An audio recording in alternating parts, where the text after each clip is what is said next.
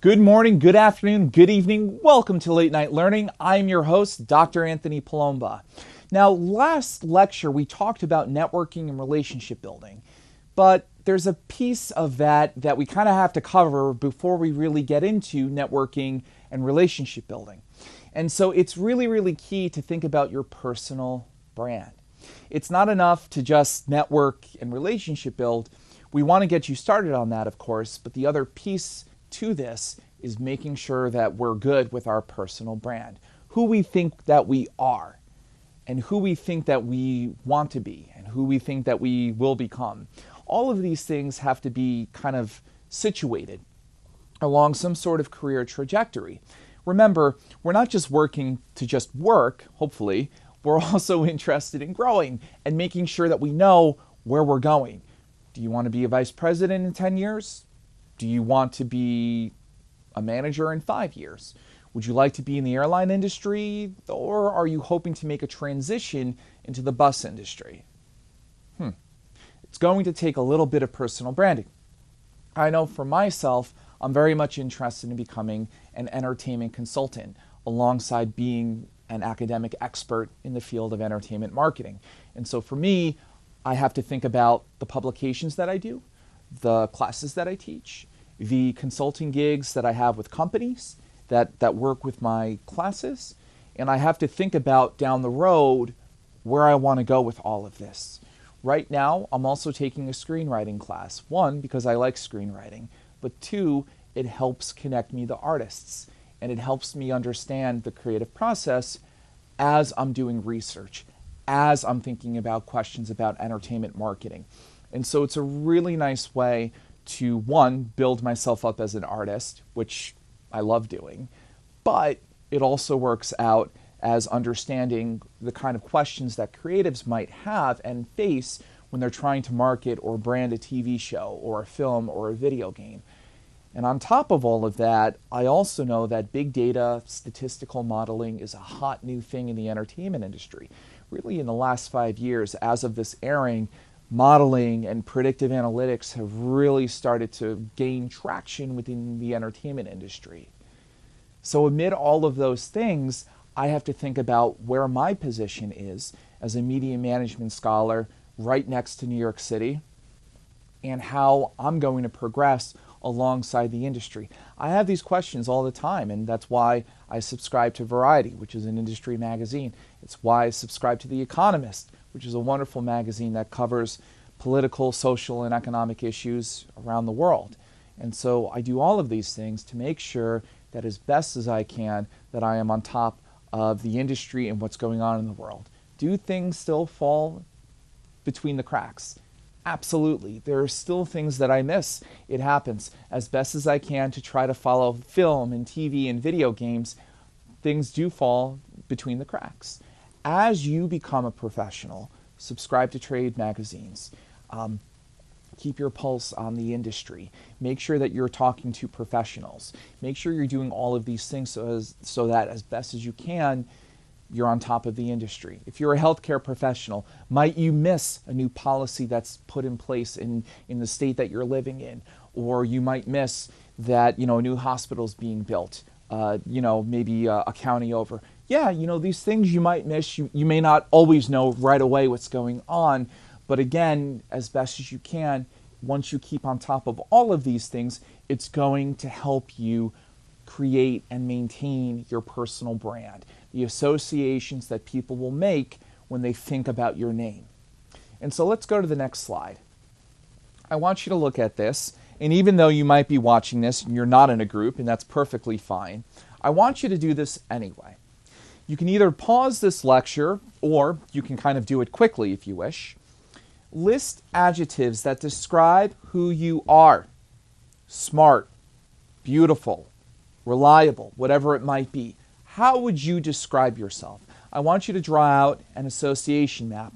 All that is, get a piece of paper, write your name in the middle of that piece of paper, draw lines out like spokes on a bicycle wheel or like a sun, and write adjectives around your name. I want you to think about what your associations are. Now, while I can't here demonstrate my associations on my LinkedIn page, what I can tell you are the following. You will find a few things on my LinkedIn page. For one, you will see my skills. One skill I have listed is SPSS. That's a particular software package that I'm really, really good at, and I've been using it for probably about 6 years at this point. Additionally, I've also listed survey and focus groups as some of the skill sets that I have. I'm really good at making surveys. I'm really good at running focus groups. Those are primarily the two different kinds of research methods that I use. I've done content analysis. I've also done experiments, but those are the two that I'm strongest at. If I feel like I'm really, really strong with experiments, one day I will put experiments down. And this is something else to kind of think about when you're building your personal brand on LinkedIn. Be careful of how much you say that you can do. Make sure if you list something down that you can do it, because it will either enhance your personal brand or serve as a detriment to your personal brand. On my LinkedIn profile page, I have all of my education listed. I earned a bachelor's degree from Manhattanville College, a master's degree from the S.I. Newhouse School of Public Communications at Syracuse University, and I also earned my PhD in Mass Comm at the College of Journalism and Communications at University of Florida. And so with all of that, you can tell I'm organized, detailed, smart, disciplined, all of those things. These are some of the adjectives I'm hoping that people will pull out when they see my LinkedIn profile page. They'll see that I've done some gigs in industry. They'll see that I have a few years of market research experience as well before going into academia. And so with all of that, people might be able to say, okay, well, Anthony has a little bit of industry experience, not a lot, but he does seem to have his finger on the pulse of industry because a lot of his research is related to things that are going on in industry. So these are the connections that I hope people make with my LinkedIn profile page. When you're thinking about your LinkedIn profile page, start to think about, well, what do I want people to think about when they think of me? Should I have, if I'm a video editor, should I have a video of me capturing a local parade? That's a good idea. That can kind of showcase a little bit about you. You're into the community. You are trusted to film a community parade. That's not an easy feat. You can also put in movies. You can also add movie clips perhaps that you've produced on your LinkedIn profile page. And so people can go to it and say, oh, he or she is 18 years old and they're directing films. They don't have any money, but this looks amazing. This is incredible. This is very cinematic.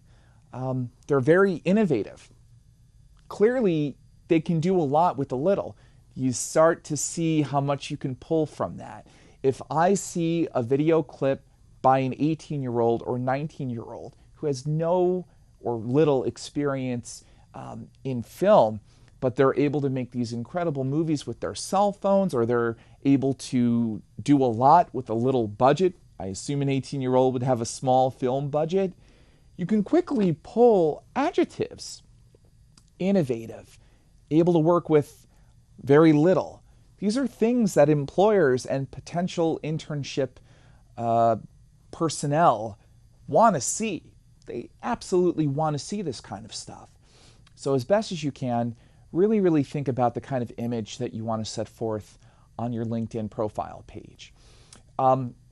It's really crucial because it's kind of the first impression that people will get of you. For me, I am starting to add late night learning to LinkedIn as well.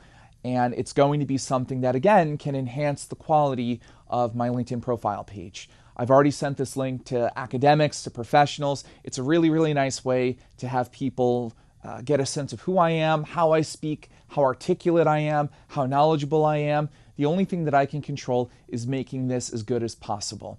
The rest is up to the people out there. If they think that I'm really good, if they think that I'm really bad, I don't have any control over it. The same applies to you. The most you have control over is your portfolio, the architecture designs that you've drawn at a firm during an internship that you've put on LinkedIn as a piece of your portfolio, or the video that you've put on LinkedIn. You can't control people's opinions, remember that, but you can control the quality of what you put out there. And while I know that late night learning has a lot of growing to do, I am excited with how far I've come. You should have that kind of sense when you look at your portfolio. Always make sure that you're mapping out your own progress. It's really, really critical that you do. Remember, nobody will celebrate you but yourself. Make sure you celebrate yourself and really demarcate your steps in growth. Wow, I really grew from last year. Wow, I really grew from this from a year ago. If you have those feelings and thoughts, you're going in the right direction with your portfolio. Let's look at the next slide. How do we select products? So if we're thinking about personal branding, it's based on a competitive set. I love coffee, unfortunately. And so I like Starbucks, I do like Dunkin' Donuts, and I like Gloria Jeans. And so I've been to all three establishments, and we know that we have a competitive brand set. That means that when I think about coffee, I live here in White Plains, New York, as of the airing of this program. I might say to myself, well, I can go to Hastings Tea, I can go to Starbucks, I can go to Dunkin' Donuts. That's a competitive brand set, isn't it? Because the brands are competing against themselves. And we tie associations to brands, and we use products as benchmarks. Starbucks, when was the last time you had a latte from Starbucks? How good was it? If it was really good, you probably think the brand is really good. If, however, you have a honey vanilla latte from Dunkin' Donuts and you're like, I was expecting more or what have you, you might say to yourself, the brand might not be so good. And we make these decisions all the time as consumers. Products are supposed to be indicative of the quality and equity of the brand. And so parent brands confer meanings to products. Question is, how is this related to personal branding? Let's look at the next slide. How do we evaluate brands, the products? Now this is a lot here, so I'm going to go slow. What is a product? So a product is what we offer in the marketplace that might satisfy a need or want. People are brands, and the skills and products that we put out, whether it's a finished video reel or an architectural design or a class lecture that we've designed, those are our products. You need to start thinking of those as products and yourself as a brand. Let's think about a car. Car has core benefits. Core benefits, transporting us, right? Then if we go down to the last bullet on the left-hand side of this slide, the generic product level, basic version, we know that cars come with steering, doors, and windows. Fine. But then we go to the expected product level. That's stuff that we don't really need, but it's an enhancement, and we kind of desire it anyway. Air conditioning and radio. No, we don't need it to drive a car, but thank God we have it for all of those long, long trips that we take in life. As we go down the list, we also have augmented product level. Includes additional product attributes, sunroofs, leather seats, more things that are just really nice to have. Well, we really don't need it, but they do distinguish themselves from others. Certain cars do have leather seats, certain cars do have sunroofs, and other cars have neither attributes. Finally, we have potential product level. Potential product level are things that might actually happen in the future or are deemed futuristic or are deemed ahead of the curve. Could be solar panel energy cars, cars that run on electricity, things like that. What does this have to do with personal branding? Let's look at the next slide. A personal brand is just this. You are that car.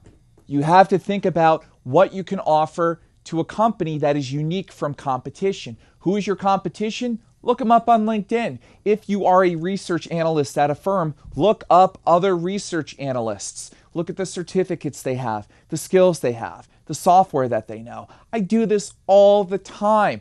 I know, and I can list to you right now, things I need to improve on.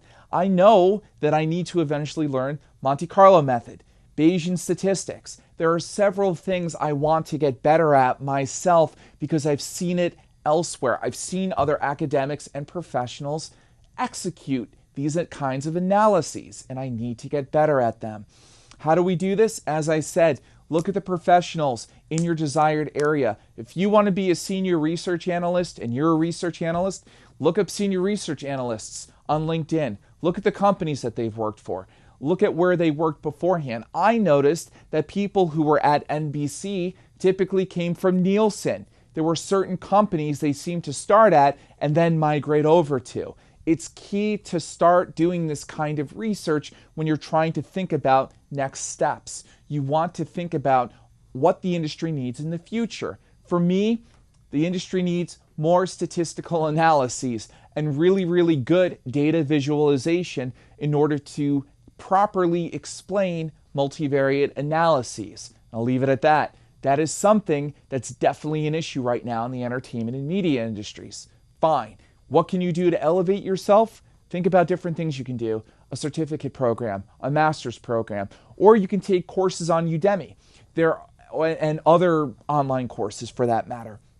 Think about different things that you can take, educate yourself on, and different experiences. You might elect to do an internship in a firm that deals with computer animation, maybe a firm that creates computer animation software because you want to be a really good animator and you feel like a lot of animators aren't really good with, let's say, animation software. This is just an example. You may say to yourself, well, maybe if I work at the company that creates this kind of software, I can learn how to use the software that much better. Crazier things have been done to get people into particular doors that they're looking to get into. And so start getting creative, start thinking outside of the box with this kind of stuff. Myself, I have taken classes with the Upright Citizens Brigade, which is an improv comedy sketch group in New York City, a theater in New York City as well. And I've also started taking online classes in TV hosting and creating better YouTube videos. This stuff is really accessible, and for me to be somebody who wants to travel around the world and maybe one day have a show or do all of these kinds of things, I have to think about kind of reverse engineering those steps and saying, okay, if I one day would like to be a TV host, or if one day I'd like to be a really prominent scholar that's on CNN and NBC and elsewhere, I have to think about the steps that are necessary to get there. Learning how to be a TV host, learning how to speak in front of a camera, and improving upon those skills will help set me apart from other academics and other professionals. Whether something happens for me, kind of out of my control. The best that I can do is make sure I can properly speak in front of a camera, that I'm engaging and entertaining.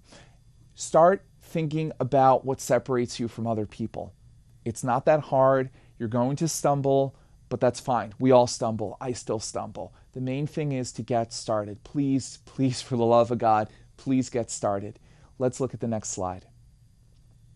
So I want you to look at this very carefully. And again, you can pause the lecture if you wish, but I will go through this very slowly with you. You don't have to do this with a partner, but if you're watching this lecture with somebody else, please, both of you should really work on this. First, the core benefit. What is the fundamental need of employers in your industry for employees? What are they looking for? If you're going to wind up doing research, maybe you need to have good PowerPoint skills. Okay, that's fairly basic, and maybe that can also be fit under the generic product level, right? That's kind of the basic version of your employee, kind of the necessary attributes. We need PowerPoint, we need some experience with Excel, and then we can kind of move over to the expected product level. Oh, we don't need this, but it would really be great if you were kind of an expert at Excel, if you were an expert at R or Python or Hadoop or SPSS or any of those statistical software packages. But, it's not required. But if it's desired, okay, now we're moving along. Now you're starting to rise up as the best. Augmented product level. What additional attributes do you offer the company? Do you speak Spanish? Do you speak German? Are there other things that just really enhance the equity that you bring to the table? Like, what else are you bringing? On interviews that I've been on, I've mentioned that I've had industry connections. No, they're not a lot, and no, I don't have a major Rolodex or anything, but being connected to a few companies is really beneficial for a university. It says that the professor is plugged in, he knows what's going on, he's doing cutting edge research, hopefully, and he has really good connections that can benefit students. One, in getting classroom experience, and two, potentially getting internships. So, all of these things can really be teased out by simply saying to a university, I have a few industry connections. It's really, really nice. In the potential product level, what attributes are needed for the future? On interviews that I've been on, I've talked about being able to do structural equation modeling and sophisticated statistical methods, and I've talked about earning a certificate in data mining, which is, which would be 5 more classes on statistical analyses and statistical methods.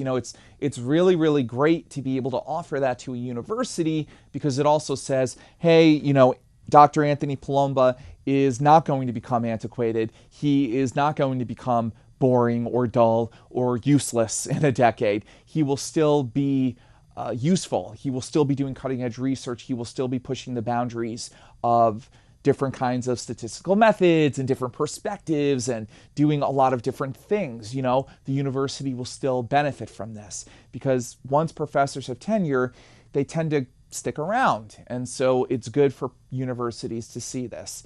So in the same light, try to think about what separates you. I'm always thinking about what separates me from academics. I'm always thinking about what I can do differently. A lot of academics, the vast majority, don't record lectures like I'm doing here. They don't aspire to be TV hosts. They don't aspire to have a show. They don't aspire to do interviews on camera. And so these are really, really incredible opportunities that I have, that I've created for myself to really separate myself. If I go on an interview and a university is curious about my teaching, they can see my YouTube channel. They'll meet me in person, but they can also see my YouTube channel. This is the same for potentially TV producers in the future who may want to have me on a show to interview me or to have me host. All of these things are put together because I have the opportunity to put out videos. And so thinking about different ways to separate yourself is really, really crucial. I can't stress it enough. And again, I am also learning as I'm going through this process. Don't think by any stretch just because I have a PhD and I'm lecturing on this here at this wonderful studio that all of a sudden I'm some sort of expert. I am continuing to learn. I am continuing to push myself every day in learning something new. And I think as long as you have that drive, you will continue to properly curate and manage your own personal brand and the way that people assess you when they look at your LinkedIn profile page, or if they look at you on YouTube, or if they look at you elsewhere on any kind of social media platform. I also recommend getting on Twitter. Twitter is good for sharing articles and perspectives on articles. It's not something I use personally too much, but it is a really nice way to start building an identity. I myself am going to try to start tweeting a little bit more about the studio and other things that I'm doing in order to kind of build myself up as an exciting entertainment marketing media management scholar. But it's something that is still a work in progress. And I think having that mentality is really, really good. Never feeling like you're an expert, never feeling like you're done, always wondering if you can do better and trying to do better, I think is how you make progress. If you never really see a finish line, it can be frightening and a harrowing experience and a harrowing journey for a lot of people, but it also means that you're always progressing and you're always looking up, what does this candidate have? Who does he what kind of certificates does she have? Or what kind of skill sets does he have? Or what kind of software is this company using? Oh, I've heard of this software. Maybe I should learn it. If you have those kinds of thoughts and they start creeping up, they can certainly be overwhelming. And remember, curating and managing your own personal brand takes a ton of time. And so it's not something that is going to be ever done. It's going to be something that's going to be always evolving. So as you can see with personal branding and creating an image for yourself, it's something that kind of evolves over time. You're not going to know what you're going to look like in 6 months, a year, 2 years from now. If you take the steps that I've suggested, maybe look into a certificate, look up companies, look up employers, look up employees, and look at kind of the education that people might have behind them, the skills that they might list on LinkedIn, the certificates that they might have, previous jobs they've worked at, the kind of job skills and tasks that they've had to do over time, it'll better position you to make progress in your own personal brand trajectory. Well, that's all the time we have here for Late Night Learning. As always, keep laughing and keep learning.